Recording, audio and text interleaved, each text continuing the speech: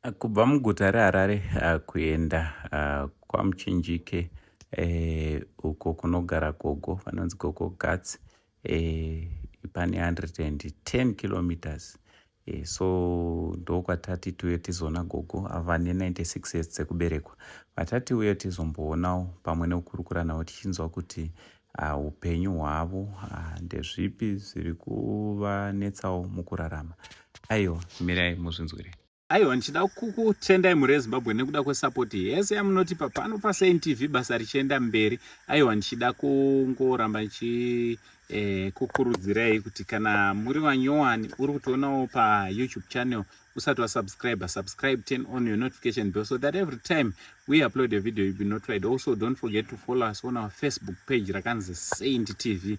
Zvakare ndichida kukurudzira kuti handei tinofollowa our new page rakanzi Uncle Saint TV. Page iroro nderedu, handei tinorifollowa.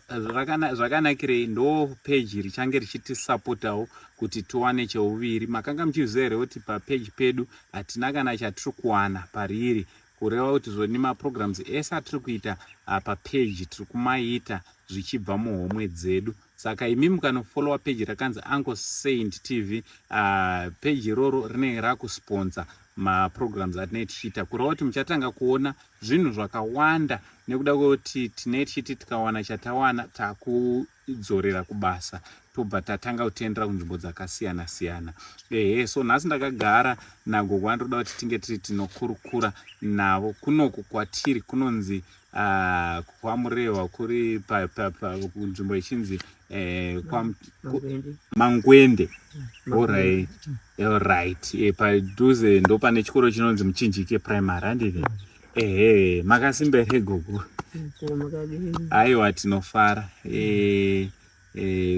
Chekutanga muri veZimbabwe ingada kuziva kuti gogo munonzi gogo ani, munonyanyozikanwa nekunzi ani kunoku, uyezve muri vegore ripi rekuberekwa? Ndinozikanwa nekuti Tete Gatsi. Alright. Makaberekwa mugore ripi kana mucharangarira? 1928. 1928. Aiwa, kureva kuti makunanavira muzana. 96 years. So panapa patiri munogara nani gogo? Ndinogara ndege. Alright. Sei muchigara mega gogo? Handina kugara naye nekuti ndenge ndine kamwana kamuzukuru, kamwana kemuzukuru, mwana wangu ndaigara nako. Zvino munhuwo mukuru, mwana komana, imba yandinayo imwe chete kuti tive tese zvakaoneka kuti hazvichaita. Alright, kureva kuti masara enyu mega. Ko imimi mune vana vangani uye vana varipi gogo? Vana vangu vese vakapera kufa, ndasara ne1 Kotwe renyu. Makanga mune vana vangani? Vari 7 kana kuti 7. Shame. Alright. Kureva kuti panapa mongori mega, hamuna anotarirawo gogo? Ndini ndega. Saka zvakaita semvura munoiwana kupi, mvura yekushandisawo pamba? Enda kuchibhorani chirikoko. Alright. Enda nema5 lita angu mairi. Ndaonawo pasina munhu andigone kuridza, asi ndikaendaonawo paine munhu wondiisira ndouya ndichifambawo ndichimboisa pasi kusvika ndasvika pano. Pamwe ndinoenda pamambo pamuzukuru wangu apo, kana paine vana vadiki ndinotekerwa ndouya zvichingodaro. Saka ndiani anopota achikutarirai gogo? Posi takatarisa kuti imi muchishanda hazvichagoni. Ndiani vanokurangariraiwo gogo kuti munge muri munowanawo zvekudya, zvekufuka, zvimwe nezvino zvingadiwa neupenyu huno?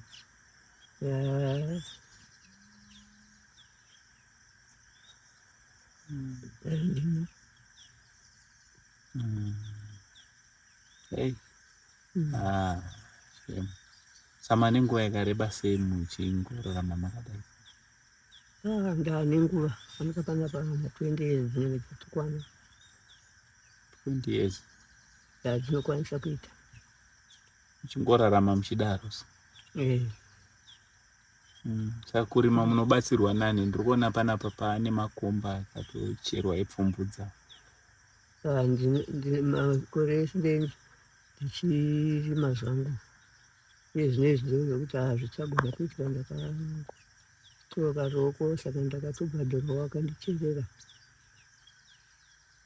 Hei, mari yacho muchiiwanepi manje gogo yekutobhadhara zvacho izvi? Upenyu hwakaoma dzimwe nguva. Hwakangoomesesa. Izvozvo uchibva wangosaraka zvako wakadaro usina chinhu. Handina chinhu. Saka mbeu munoiwanepi manje gogo yekuti murime apa? Tinomirira kutopiwa idzi dzinopiwa nehurumende kaidzi. Zvinogona zvinenge zvakanonokesawo tinosidai tapiwa. Kureva kuti hamutori haisati yauya mbeu. Koma nemafertilizer zvese munongopiwa muchidaro? Rimwe gore pamwe unotoishaya. Alright.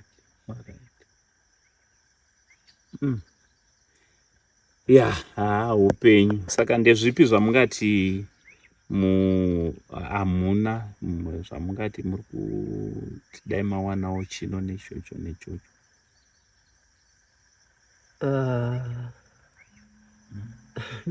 Zvekuti hazviteedzwe kasi ndizvongoti kana paina anenge akupawo chaanenge angokupawo kungotenda kuti mwaita. Chanenge changouya ichocho. Unotongotenda nekuti anenge agona, unenge warangarirwa.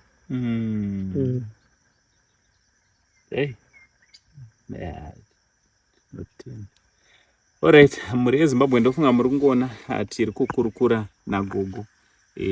Chekutanga chida kucelebrate gogo nekuda kwechipo cheupenyu. Ndofunga munototenderana neni kuti kurarama kusvika pa96 years inyasha dzaMwari.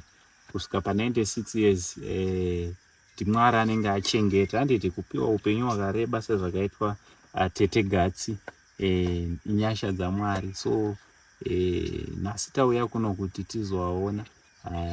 Takabatwa nemuzukuru wangu anonzi Josi, ndichida kumutenda nekuti ndiye akaita kuti rwendo runo rubudirire, ndiye atipa zvese zvaita kuti tisvike panapa.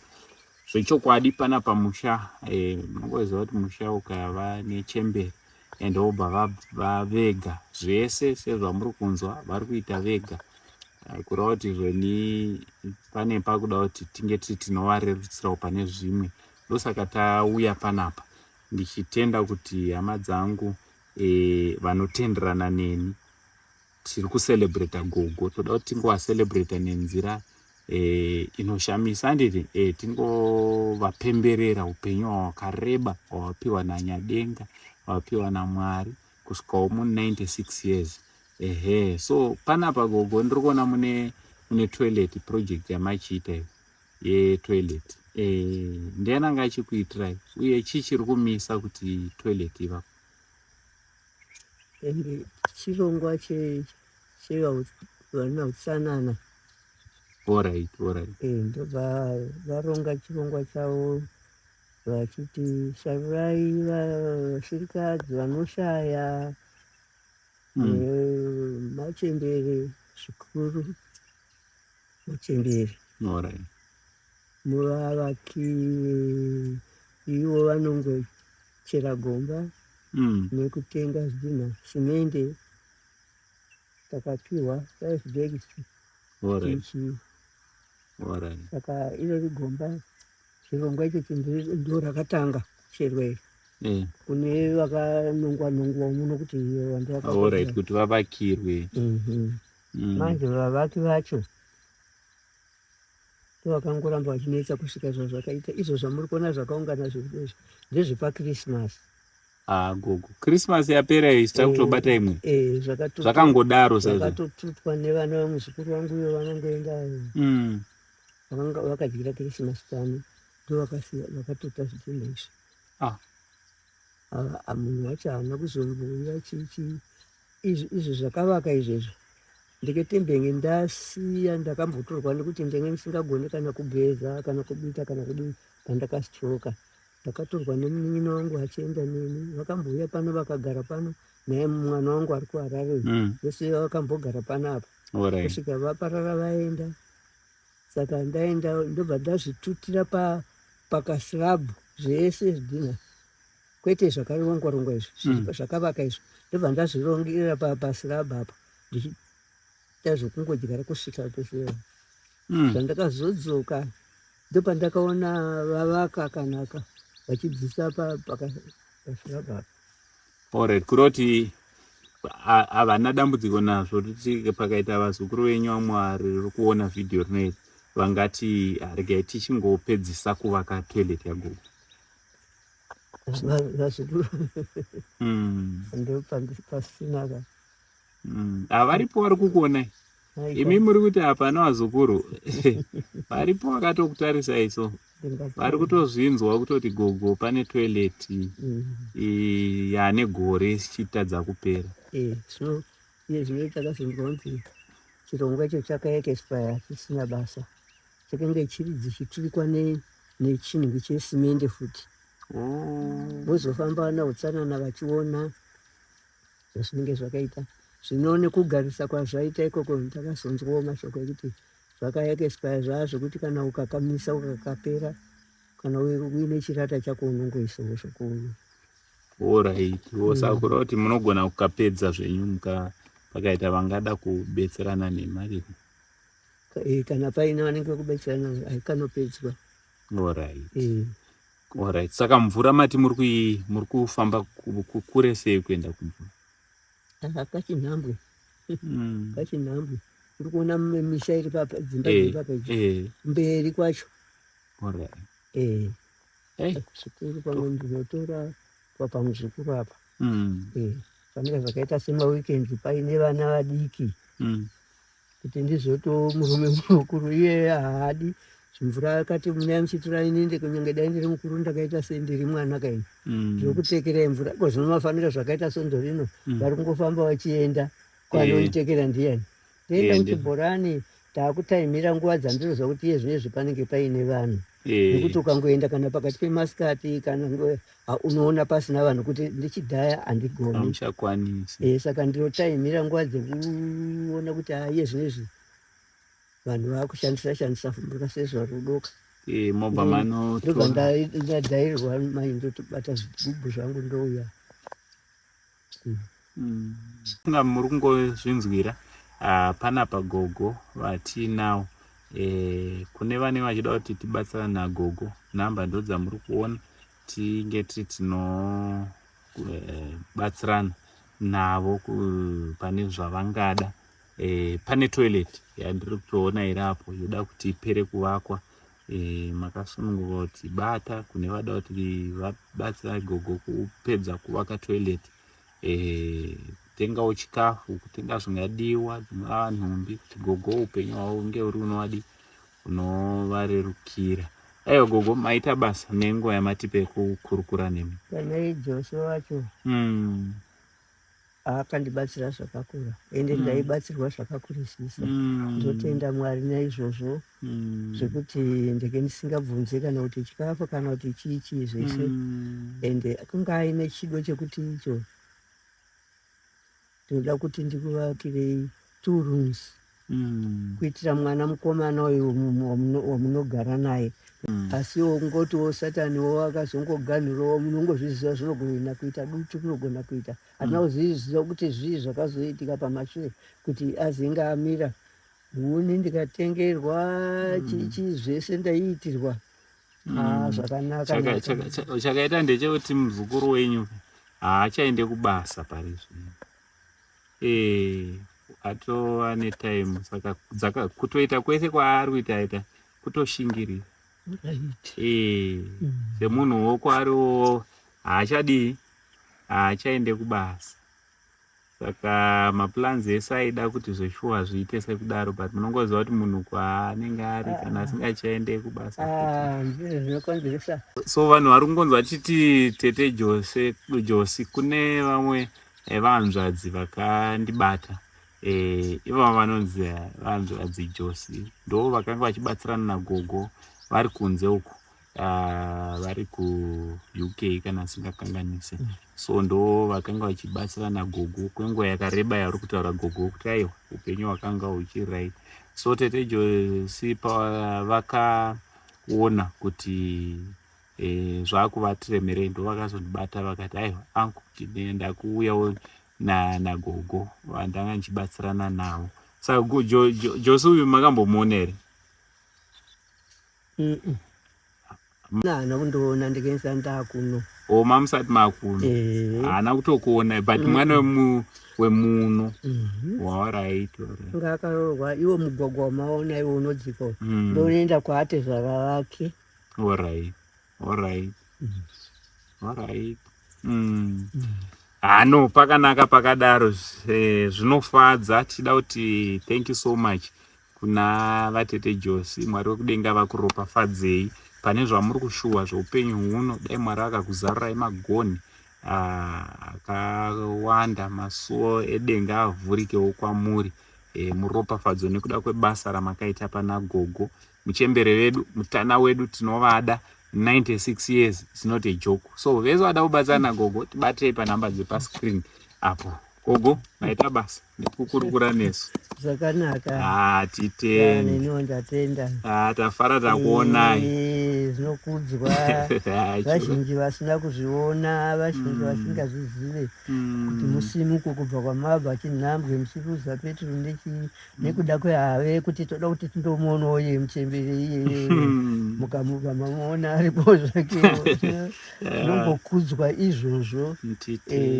Vazhinji vanozvishaya vanodzamara kungoti sonyongonyo kunyange zvandakaitirwa naJoso izvozvo iye zvekenge zvakanyanyawo saka ndakadimbura. Ndatenda baba wangu. Aiwa tinotenda. Ameno kuti muchadini huni kuti munodziwana kupi, muchatenga huni muchadi. Aiwa huni hadzishaikwe change chanetsa pahuswa. Ndakatombochekeswa huswa wachekwa ndakaenda tivacheke. Wakachekwa nemusi weSaturday. Sunday ukabva watsva kuzvikomo zviriko kuminda kwainge kuine huswa. Nekuti ndakakuwara ruoko handigoni kucheka kudai. Nesikere. Saka wakabva watsva. Ndichida kuti imba igadzirwe. Tinotenda. Aiwa mhuri yeZimbabwe.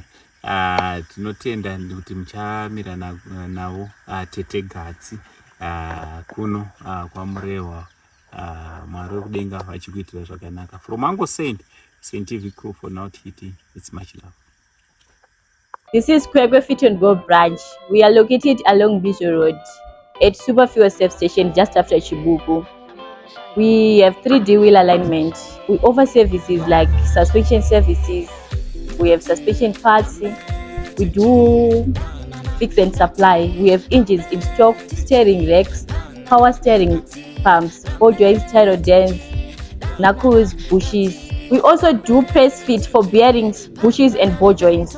All you have to do is visit us at Super Fuel Safe Station or contact us on the number on the screen. See you soon.